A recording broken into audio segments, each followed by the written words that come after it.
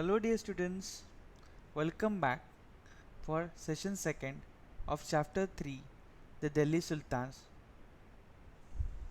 And this session, as told you, is a question answer session. So let's move ahead. Question and answers. Question 1. Which ruler first established his or her capital at Delhi?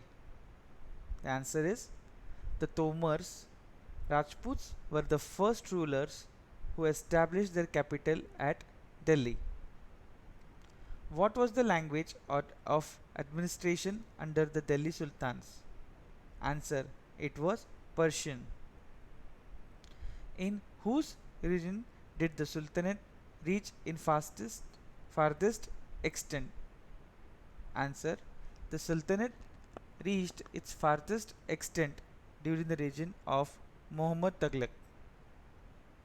Fourth question is, from which country did the Ibn Battuta, it's Ibn Battuta, travel to India? Answer: Ibn Battuta traveled to Morocco, Africa, and traveled to India. Fifth question. According to the Circle of Justice, why was it important for military commanders to keep the interests of the peasantry in mind? The answer is, according to the Circle of Justice, it was important for military commander to keep the interest of peasantry in mind, as is clear from the following. A king survived on soldiers. Soldiers worked for salaries. Salaries came from revenue collected from peasants. Peasants would pay revenue when they are prosperous and happy. This in turn will happen when there is justice and honest governance. Question 6. What is meant by the internal and external frontiers of the Sultanate? The internal frontier means the hinterland of the garrison town. The external frontier means the area beyond the hinterland of the garrison towns. Seventh question. What were the steps taken to ensure the Muktis performed their duties? Why do you think they may have wanted to defy the orders of the sultans?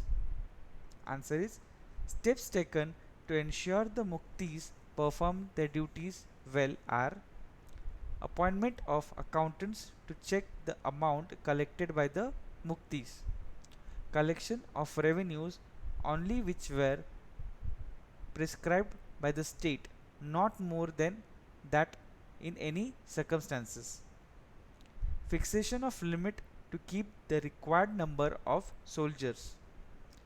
They might be shifted to another area.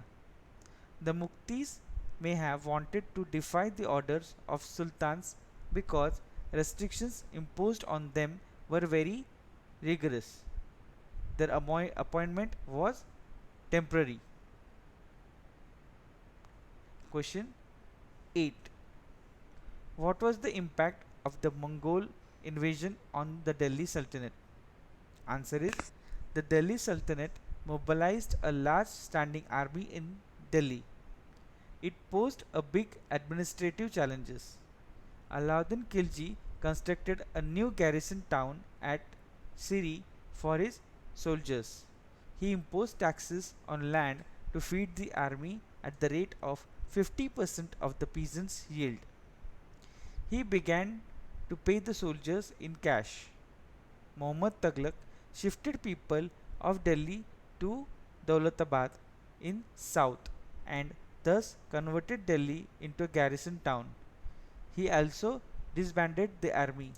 He also paid the soldiers in cash. Question 9. Do you think the authors of Tariq would provide information about the lives of ordinary men and women? Answer is, I don't think like that. It is because the authors of Tariq lived in cities, mainly Delhi. They were not in touch of village people. They often wrote their histories of sultans in hope of rich rewards.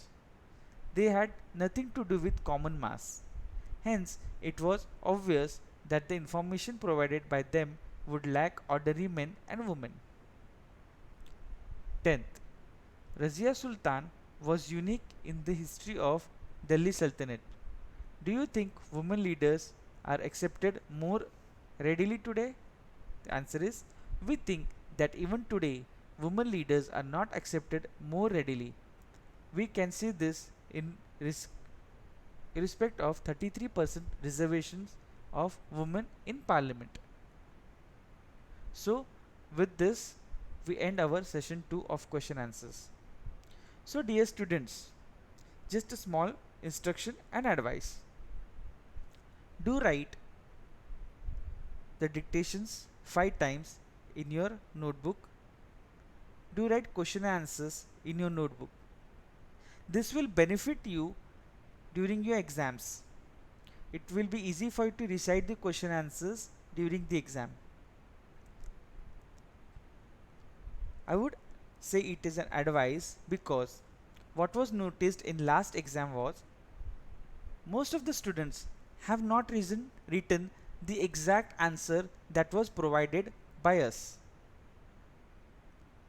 With that, what was the outcome? The marks had reduced. Many students wrote answer from Google which did not match the question. Some students acquired the answer from textbook, which was a good try, I can say, because many of the answers did not reach the expectation of the question. I encourage students to find answers, but you are too young to get the exact answer required for the question. So you can find the answer as a referral, but recite the question and answer that are given in the session so that you write the exact answer and score good marks and pass with flying colors. We expect students to read the textbook, okay, for your better understanding, that you do not miss any spelling, any topic, because we try our best to cover all the topics in the session. Listen to the session very carefully. Read the slides in the session too. Write down the question answers, recite them for your exams. This is the purpose why we are giving the slides. You can pause and write down the question and answers. For pronunciation, I read out question and answers for you. So I hope this time you'll follow the instructions and score better marks in next exams. So see you in the next session. Till then, bye bye. Have a great day.